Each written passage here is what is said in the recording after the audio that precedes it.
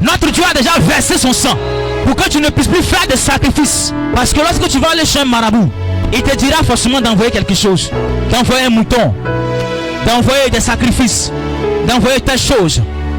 Mais la Bible déclare que notre Dieu a déjà payé le prix. Notre Dieu a déjà versé son sang pour que tu ne puisses plus faire de sacrifices. Pour que tu ne puisses plus faire de sacrifices. Parce que ce Dieu-là, il a envoyé son fils pour que son sang puisse verser, afin que toi, tu ne puisses plus faire de sacrifices. Nous les hommes, apparemment, nous aimons tout ce qui est compliqué. Nous n'aimons pas les choses simples. Quand c'est trop simple, on dit ça là, c'est pas clair. Ça là, son affaire là n'est pas clair. C'est trop simple. Comment on peut se lever comme ça et puis on vient et puis c'est fini. Bien aimé, ça a été simplifié. La chose a été simplifiée. Tu peux encore une fois de plus renouveler ta vie. Tu peux encore t'approcher auprès du Père. Tu peux encore une fois de plus venir encore auprès de ton Père et demander encore les choses qu'aujourd'hui tu luttes pour avoir. Tu peux encore venir auprès de ton Père et retrouver le salut que tu avais perdu auparavant. Amen. Et retrouver la vie éternelle que tu avais perdue auparavant. Tu peux encore revenir auprès de ton Père et encore une fois de plus causer avec lui comme tu le faisais auparavant. Amen. Tu peux encore le faire. Yes. Tu peux encore le faire.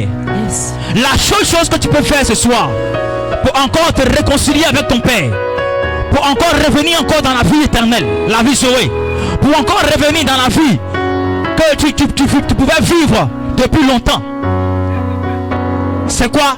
C'est d'accepter le Seigneur Jésus-Christ comme ton Seigneur et ton Sauveur personnel. Amen. Et dis si seulement tu peux croire en ton cœur, si tu peux croire seulement en ton cœur, et tu peux confesser de ta bouche que Jésus-Christ est Seigneur, Yes. que Jésus-Christ s'est donné à la croix pour toi, Yes. et qu'il est mort, il est ressuscité le 3e jour, et il est assis au trône, sur le trône, à côté de son Père.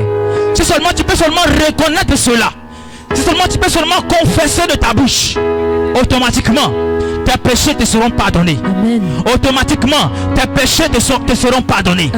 Automatiquement tu seras renouvelé, tu seras requinqué, tu seras régénéré, et tu pourras retourner auprès du Père. Amen. Bien-aimé, tu es là ce soir, tu es là, tu m'entends ce soir. Je suis venu te dire que tu peux encore revenir vers le Père. Je suis venu te dire ce soir que tu peux encore revenir vers le Père. Je suis venu t'annoncer ce soir que tu peux encore revenir vers le Père. Ce n'est pas une question d'ethnie, ce n'est pas une question de religion, Yes. ce n'est pas une question de je suis musulman, Yes. je suis bouddhiste, ce n'est pas une question de je suis catholique, mais c'est une question d'être sauvé et d'avoir la vie éternelle. Amen. Bien aimé, l'église ne sauve pas. L'église ne sauve pas. Yes. Bien aimé, c'est ta relation personnelle que tu peux avoir avec notre Dieu. Vérité. C'est cela que tu seras sauvé. Parce que nous ne serons pas jugés en groupe. Chacun aura sa... Alléluia. Amen. Chacun aura sa portion.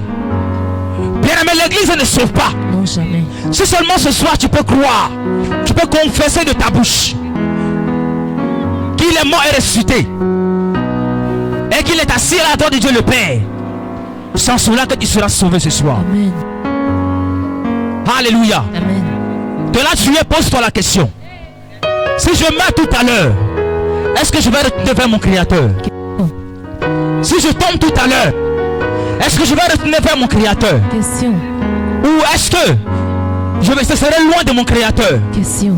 Pose-toi la question. Pose-toi la question dans ton cœur. Ce n'est pas une question d'amis. Yes. Ce n'est pas une question de goï. Yes. Parce que lorsqu'on meurt, on ne t'enterre jamais avec ton meilleur ami. Lorsque tu tombes, que tu meurs, on ne t'enterre jamais avec ta famille. On t'enterre toi seul. C'est pourquoi c'est une question d'intimité. C'est une question d'intimité. C'est toi et ton Père. C'est toi et ton Père, ta relation personnelle.